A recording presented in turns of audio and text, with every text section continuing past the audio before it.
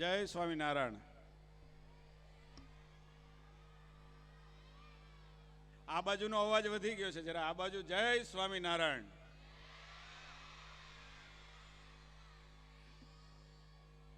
ભારત માતા કી, ભારત માતા કી. ધન્યવાદ ધન્યવાદ. સ્વામિનારાયણ ગુરુકુળ સાવરકુંડલા એમનો વાર્ષિક કાર્યક્રમ, આમ તો આખોય કાર્યક્રમ બાળકોની રચનાત્મક કૃતિઓ સાંસ્કૃતિક કાર્યક્રમના સ્વરૂપમાં હોય છે. હું એમ માનું છું કે ગુરુકુળની સાંસ્કૃતિક રચનાઓ એ જોવી એ પણ જીવનનો એક લાવો છે. અને એટલા માટે હું એમ માનું છું કે અતિ મહત્વનો કાર્યક્રમ એવા સ્વામિનારાયણ ગુરુકુળના વાર્ષિક કાર્યક્રમમાં આપણે સૌને આશીર્વચન આપનારા પૂજ્ય વિષ્ણુપ્રસાદ સ્વામીજી, પૂજ્ય સ્વામી ભગવત પ્રસાદ સ્વામીજી, પૂજ્ય હરિકૃષ્ણ પ્રસાદ સ્વામીજી, માનની મુકુંદ પ્રસાદ સ્વામીજી, અમારા સંતગણમાં નારાયણદાસ સાહેબ કબીર ટેકરી ખૂબ સેવાનું જેવો કામ કરી રહ્યા છે, એમની પણ ઉપસ્થિતિ છે.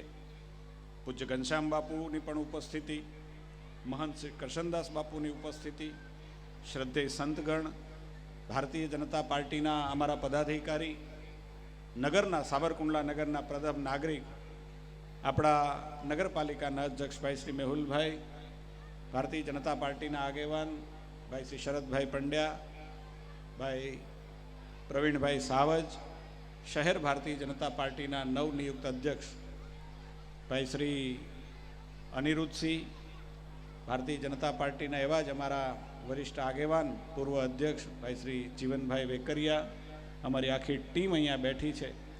સૌ આમંત્રિત મહેમાનો, વિદ્યાર્થીઓ અને એમના માતા પિતાશ્રી. આમ તો આ કોઈ સ્વામી ભાષણ કરવા માટેનો અવસર નથી, અને એટલા માટે હું આ મંચનો ભાષણ માટે ઉપયોગ કરું એ પણ મને ઠીક ન લાગે. કારણ કે બધાના મનની અંદર જે કોઈ આમંત્રિતો હશે, વિદ્યાર્થીઓ હશે, વિદ્યાર્થીઓના માતા પિતાઓ હશે, એને આજે ગુરુકુળના સંસ્કારને જોવા છે. તમે જોવા આવ્યા છો કે આ ગુરુકુળની અંદર, આ વિદ્યાના ધામની અંદર સનાતન સંસ્કૃતિના સીધા જ માર્ગદર્શનમાં મારો દીકરી કે મારી દીકરો કે મારી દીકરી એ અહીંયાથી કેવા પ્રકારનું સાંસ્કૃતિક અધિષ્ઠાન કરે છે ને એને તમે જોવા માટે આવ્યો છો, મારું ભાષણ સાંભળવા માટે નથી આવ્યા. આ સંસ્થા સ્વામી મારી પ્રિય સંસ્થા છે. સાવરકુંડલાની બધી જ સંસ્થા છે એને હું નમન કરું છું. કારણ કે આ સંસ્થા એ માત્ર આધ્યાત્મિક સંસ્થા નથી. સ્વામિનારાયણ ગુરુકુળ એ માત્ર આધ્યાત્મિક સંસ્થા નથી. સ્વામિનારાયણ ગુરુકુળ એ સ્વામિનારાયણ સંપ્રદાયને કહેવા કરતા સનાતનના સંસ્કાર માનવ જીવનની અંદર આવે એના માટેની વૈતરણી છે, એના માટેની આ ગંગા છે. મને ખ્યાલ છે સ્વામી કે હું માત્ર એક ટૂંકી વાત કહેવા માંગુ છું કે સાંપ્રત સમયની અંદર શિક્ષણ છે એ જીવન છે. આજે શિક્ષણ વગરનું જીવવું એ ખૂબ દોહલું છે, આકરું છે. પરંતુ હું એમ પણ માનું છું કે શિક્ષણ છે એ જીવન છે, પરંતુ સંસ્કાર છે ને એ જીવનનો શ્વાસ છે. જો સંસ્કાર ન હોય તો એ જીવન પણ નકામું છે, એ શિક્ષણ પણ નકામું છે. અને એટલા માટે મારે કહેવું જોઈએ આ તબક્કે કે આ ગુરુકુળની અંદર તૈયાર થતો વિદ્યાર્થી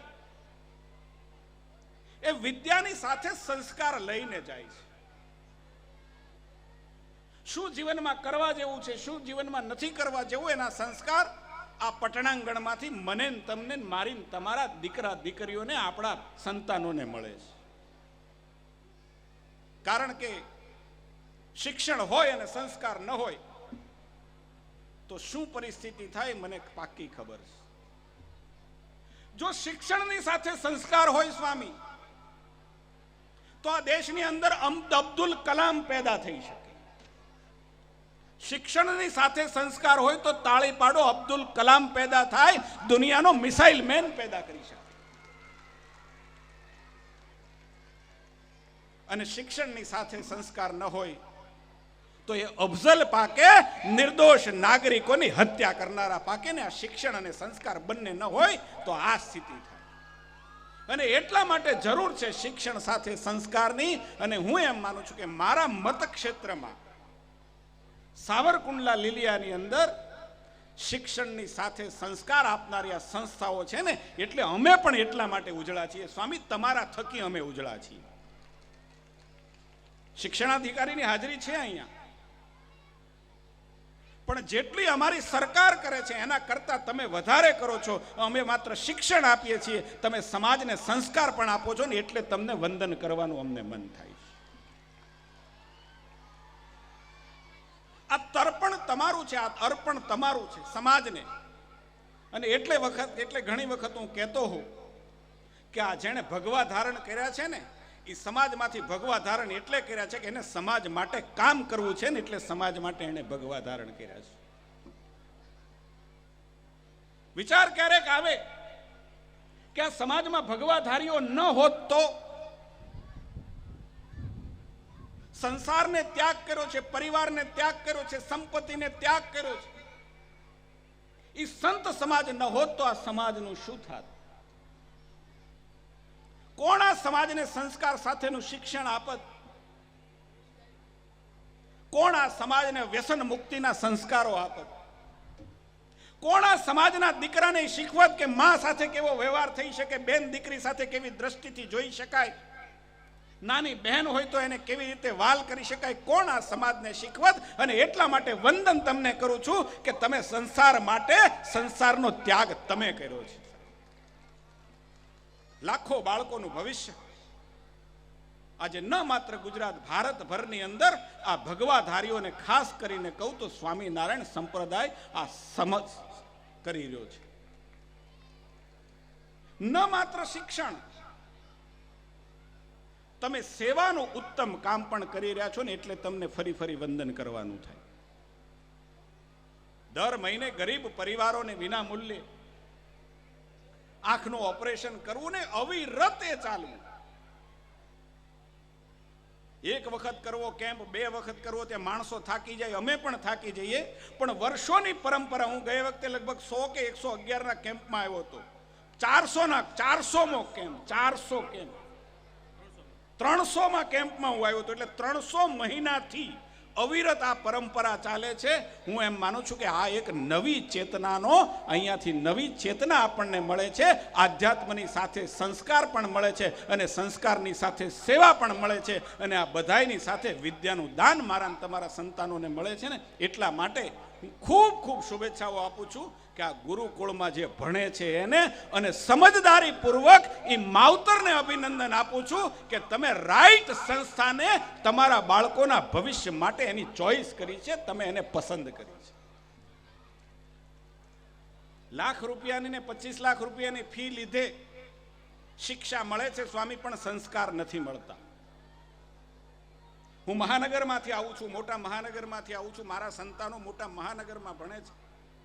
પણ છતાંય હું દાવા સાથે કહું છું કે લાખો રૂપિયાની ફી આપે શિક્ષણ અવશ્ય મળશે, પણ ગુરુકુળ જેવા સંસ્કાર નથી મળતા જે સાવરકુંડલાની ધરા પર મળે છે ને, એ સંસ્કાર નથી મળતા. એટલે સ્વામી ફરી એક વખત નસમસ્તક આપની સંસ્થાને, આપની સંસ્થામાં અમારા બાળકો, નવી પેઢી જે તૈયાર કરે છે એ શિક્ષકોને પણ નમન કરું છું કે તમે ભવિષ્યના ભારતનું નિર્માણ કરવાની જવાબદારી શિક્ષણ સાથે સંસ્કાર આપીને તમે પૂરી કરી રહ્યા છો. એટલે એક જનપ્રતિનિધિ તરીકે જેટલો આભાર માનું એટલો ઓછો છે. ભાષણનો વખત આવશે ત્યારે હું ચોક્કસ ભાષણ કરીશ, પણ બાળકોની કૃતિઓ આજે એના મા બાપ, આમંત્રિત લોકો એને જોવા માટે, એને નિહાળવા માટે, એની પીઠ થાપડવા માટે આવ્યા છે. ત્યારે હું એમ માનું છું કે મારા ભાષણને ટૂંકાવી ફરી એક વખત આપ સૌના ચરણોમાં નમન કરી બાળકોને શુભેચ્છાઓ આપી મારી વાતને વિરામ આપું. ધન્યવાદ. ખૂબ ખૂબ આભાર. તાળીઓના નાદ સાથે આપણે વધાવીએ શ્રી મહેશભાઈ કસવાળા, જનપ્રતિનિધિ સાવરકુંડલા લીલિયા, જેમને એક સુંદર મજાની વાત કરી.